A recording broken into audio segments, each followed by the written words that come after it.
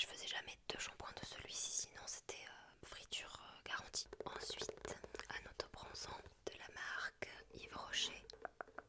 C'était une gelée autobronzante qu'on pouvait aussi bien utiliser sur le visage que sur le corps. Sur le visage, j'ai trouvé que c'était une réussite. Honnêtement, ça donnait un bronzage assez naturel, un bronzage plutôt bonne mine. Par contre, la texture gel fait que c'est un produit qui colle énormément et quand je l'ai utilisé sur le corps, j'ai détesté. On reste collante après pendant des heures et il fait des traces qui se font pas super bien avec la peau. Pour le visage, c'était beaucoup plus simple, mais pour le corps, c'est un non. Passons à un mascara de la marque Yves Saint Laurent, c'était le effet fossile. Là, il est tout sec. J'avais adoré son format miniature et c'est d'ailleurs pour ça que j'avais acheté le grand format. Et je ne sais pas pourquoi, j'ai détesté le grand format, mais vraiment. Bon, déjà, c'est une brosse à poils et non une brosse en silicone. Je suis team brosse en silicone et je sais pas, je trouvais que le produit il se répartissait pas bien sur les cils. Il faisait des amas de produits, de paquets. J'ai pas vu ni la promesse de volume ni la promesse de longueur. Pour moi, c'est un non. En plus, il coûtait trop cher. Le produit The Brow Glue de la marque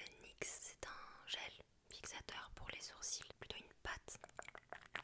Je vais le garder en tant que trigger, qui sortait par cet embout. Et là, il y avait des petits picots qui permettaient de vraiment bien travailler le produit et de fixer le sourcil. J'ai beaucoup aimé le produit. Moi qui ai des poils de sourcils très épais, très drus, un peu des poils de sanglier, c'est un des rares à les maintenir en place sans qu'ils retombent avec le poids du sourcil. Donc je l'ai adoré. Par contre, avec ce type de produit, il faut à tout prix faire nos sourcils avant le teint. Sinon, il y a tout le fond de teint qui se coince dedans et c'est vraiment pas joli. Je trouvais ça un petit peu difficile aussi de faire sortir la pâte. Ouais, peut-être qu'il y a quelque chose à améliorer au niveau du packaging. Il paraît que l'autre version est encore mieux. Est-ce que c'est vrai ou pas? Et enfin, un autre produit que j'ai terminé mais dont je n'ai plus le packaging puisque je l'ai cassé.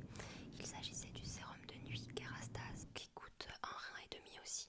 Mis à part le fait que l'emballage est en verre, donc évidemment il y a plus de risques de casser le produit, ce qui m'est arrivé. C'était quand même un super sérum. Je l'ai terminé hier d'ailleurs. Il permet d'éviter les gonflements au niveau des cheveux, surtout dans des environnements assez humides. Et quand j'appliquais ce sérum le soir, le lendemain, mes cheveux étaient